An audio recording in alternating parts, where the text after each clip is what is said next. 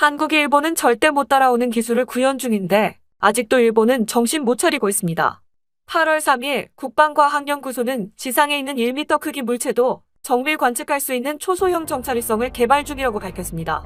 국방과학연구소는 작년부터 경제성과 기동성이 우수한 초소형 영상 레이더 위성체를 개발 중입니다. 초소형 SAR 위성체는 일반 위성과는 다르게 가로 3m, 세로 70cm 크기로 직사각형 형태입니다. 무게는 66kg 이하고 1m급 해상도로 510km 궤도에서 1m 크기의 물체까지 고해상도로 잡아낼 수 있습니다. 그것도 주야간 악천 후에 관계없이 말이죠. 안녕하세요, 군사기밀TV입니다. 알람 설정을 하시면 영상 업로드 시 바로 시청하실 수 있습니다. 시청해주셔서 감사합니다. 국방과학연구소 관계자는 초소형 위성 개발에 성공하면 하나의 발사체, 이 위성 32대를 띄울 예정이라고 인터뷰했습니다.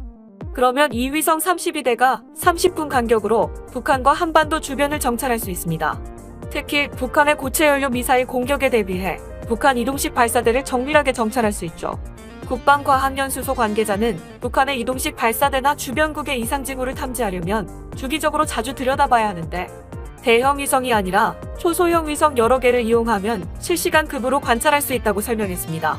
정찰 자산이 많아야 미군의 아쉬운 소리 안 할 수 있게 되니 좋은 현상입니다.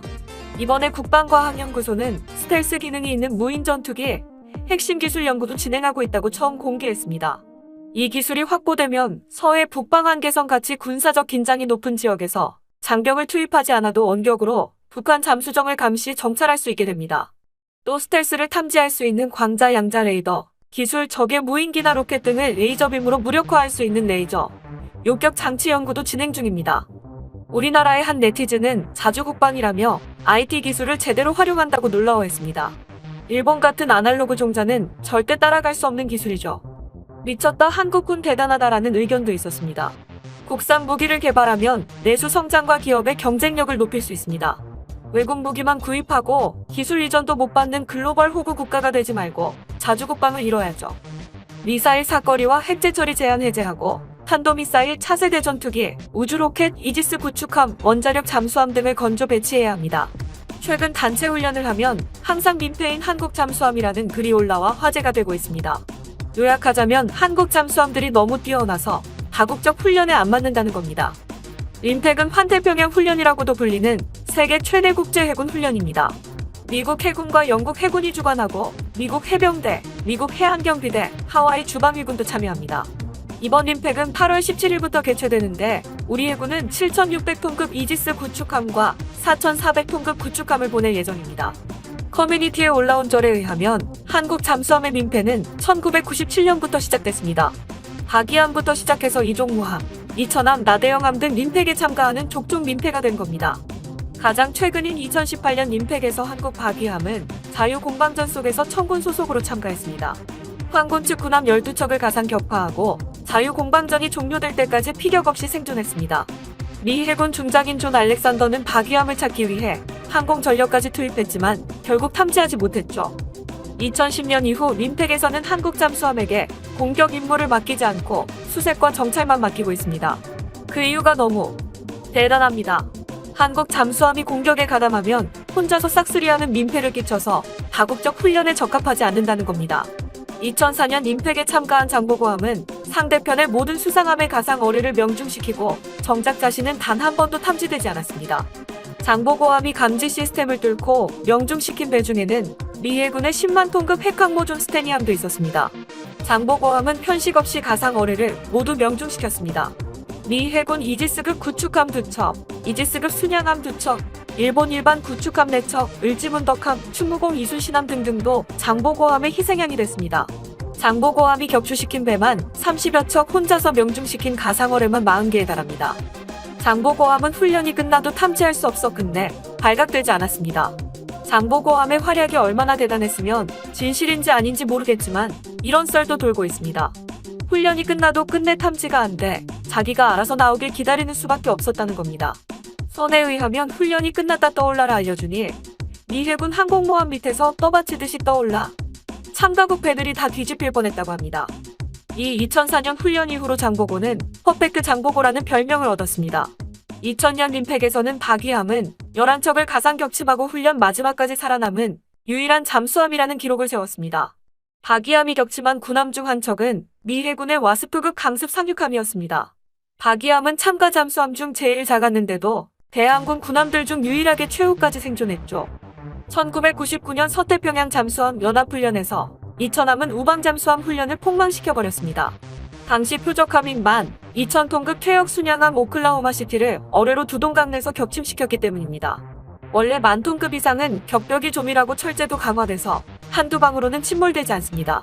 당연히 미 해군은 쉽게 침몰되지 않을 거라 생각하고 처음 타자를 이천함에게 맡겼습니다. 그런데 이천함이 첫 번째에 두동강 내버려 침몰시켰죠. 다른 우방 잠수함 훈련은 폭망해버렸습니다. 한 네티즌은 이를 두고 전술게임 강국이라며 스타크래프트 잘하는 데는 이유가 있다고 말했습니다. 집중 표적이 돼버렸기 때문이라는 겁니다. 2년마다 하는 올해 림팩 훈련은 코로나 때문에 한때 취소설이 돌았습니다. 그런데 일본 정부의 강력한 요청으로 실시하게 됐습니다. 일본을 제치고 기동부대사령관을 맡았기 때문이죠. 최근 북한은 한국의 림팩 참가를 두고 강하게 맹비난을 쏟아냈습니다. 대회 선전 매체 우리민족끼리는 7월 29일 보도에서 시대착오적인 친미굴종 정책이라며 한국이 미국과 합동군사훈련을 벌여 북한을 힘으로 제압하고 패권적 야망을 실현하기 위한 전쟁 불장난을 하고 있다고 비난했습니다. 판문점 선언에 역행하는 행위라고도 말했죠. 판문점 선언에 역행하는 행위는 북한이 더 심할 텐데요. 남북공동연락사무소 폭파한 쪽에서 말할 처지는 아닙니다. 림팩은 북한의 도발에 대비한 훈련이 아니라 오히려 각국의 해군 전투력을 전 세계에 과시하고 기량을 겨루는 해군 올림픽과 같습니다. 그런데도 북한은 북한을 저격한 화약내 나는 전쟁이라고 날뛰고 있죠. 림팩 훈련에 북한이 호들갑 덜 수밖에 없는 이유가 있습니다. 2016년 림팩을 앞두고 한 미일은 북한 미사일을 탐지하고 추적하는 미사일 경보 훈련을 별도로 시행했습니다. 미국과 일본은 시뮬레이션 훈련에서 가상의 북한 미사일을 격추하기까지 했습니다. 2014년 12월 한미일은 정보공유협정 TISA를 맺었습니다. A국을 중개자로 놓고 B국과 C국이 서로 관련 정보를 동등하게 간접으로 취득하는 약정인데 한마디로 미국을 통해 한국과 일본이 북한의 핵과 미사일 정보를 공유하는 겁니다. 이 TISA 이후로 한미일은 미사일 경보 훈련을 실시해왔습니다. 미사일 방어 공존체제가 강화될수록 북한의 입지는 불안해지는 셈입니다. 림팩에서는 해상봉쇄 훈련도 진행됩니다. 이 해상봉쇄 훈련도 북한은 싫은 게 당연합니다. 유엔 안보리 제재안에 따르면 북한 해상은 사실상 봉쇄 상태나 마찬가지기 때문이죠. 북한 경제는 실질적으로 외부 물자에 의존하고 있으니 유사시 해상봉쇄가 강화되면 엄청난 타격이 됩니다. 북한 노동신문도 이 점을 민감하게 보도했습니다. 2018년 6월 보도에서 노동신문은 림팩이 최근 해상봉쇄, 수중으로부터의 강습 상륙 연습이 늘어나고 있다. 림팩은 침략적 성격이 강하다고 비판했습니다. 북한에게는 최신의 해군 전력이 한자리에 모이는 것도 부담입니다. 북한이 나를 곤두세우고 있는 강습 상륙 훈련에서 미국은 그동안 차세대 레이저 무기를 동원해왔습니다. 미국 항모전단을 비롯해 각국의 최첨단 함선들이 한자리에 모입니다. 그것도 완전 무장한 상태로 말이죠. 이들 모두 유사시 한반도에 즉각 투입될 수 있는 전력입니다. 하와이에서 5일이면 한반도에 닿을 수 있으니 북한 입장에서는 올림픽 정도의 행사가 아니라 실제 위협이라고 생각하는 겁니다. 림팩에서 한국 지휘관 손에 핵잠수함 들려주면 더 난리 나겠는데요. 최근 일본도 한국을 의식해서인지 가쁜 한국을 저격해 무식한 티를 냈습니다. 일본 방위상 고노다로는 지난 8월 5일 취재에서 우리가 적기지 공격 능력을 보유하겠다는데 왜 한국 양해를 받아야 하냐며 헛소리를 했습니다. 고노다로는 아베 다음으로 총리직을 노리고 있습니다. 최근 고노다로는 표심을 확보하기 위해 여러 망언을 해왔습니다. 6월에는 북한의 정보를 수집하고 있다면서 김정은이 코로나에 걸렸다고 말했고 작년 8월 일본 불매운동이 한창일 당시에 한국 취재진들에게 카메라 어디 거냐 해놓은 거네? 일본 거네? 라며 깐족거렸죠. 미국과 북한이 2차 정상회담을 앞둔 2019년 2월에는 뜬금없이 미국에게 북한의 일본인 납치 문제를 해결해달라면서 북미 정상회담을 방해했습니다. 이번에 고노다로가 한국 양해 따윈 필요 없다고 말한 건 중국이 미사일을 증강하고 있어서 일본의 안보가 위협받고 있는데 왜 한국을 생각해야 되냐 이 뜻입니다. 적기지 공격 능력은 적국이 탄도미사일 발사 움직임을 보인다면 발사기지를 폭격해 파괴하는 능력입니다. 한마디로 선제 공격을 하겠다는 겁니다. 그동안 자민당은 적기지 공격 능력이 선제 공격이 아니고 헌법의 범위 안에서 국제법을 준수하면서 공격을 받을 경우에만 방위력을 행사하는 것이라고 말장난을 해왔습니다. 자민당의 말장난을 풀어보면 적기지 공격 능력은 일본으로 날아오는 미사일을 요격하는 방식이 아니라 상대 영역 내에서 탄도미사일 등을 저지하는 구상입니다. 만약 북한을 상대로 실행한다면 한반도의 안보와도 직결됩니다. 우리나라 네티즌들은 일본이 이렇게 해줄수록 우리도 무장하는데 명분이 생긴다며 이참에 미사일 사거리 거리 제한도 없애야 된다고 주장했습니다. 맞는 말했네. 지소미아나 파기해라. 일본은 항상 자기네 나라의 정치나 경제가 어려워지면 전쟁을 준비했지 등의 댓글도 있었습니다. 한 네티즌은 전쟁 준비해야겠네. 예비군복 잘 보관해야지라며 비장한 댓글을 남겼습니다. 전쟁광들이 몸이 근질근질한가 봅니다. 세계에서 유일하게 핵처맞은 국가이면서 여전히 정신을 못 차리고 있죠. 이쯤 되면 미국이 고민이 많겠습니다. 전쟁할 수 있는 일본으로 개헌하는 걸 인정하자니 국내외 여론이 만만치 않고 개헌을 금지시키자니 중국과 북한이 제멋대로 심기를 건드리니 말이죠.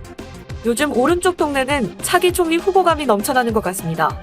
요즘 아베 종신 집권의 위기가 온 것 같은데 아베나 펑쿨색자가 좀 더 힘내줬으면 좋겠습니다.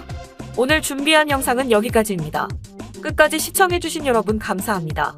본 영상은 유튜브 채널 군사기밀TV에서 제작하였으며 도움이 되셨다면 좋아요와 구독하기를 눌러주세요. 알람 설정을 하시면 영상 업로드 시 바로 시청하실 수 있습니다. 시청해주셔서 감사합니다. 다음 영상에서 만나요.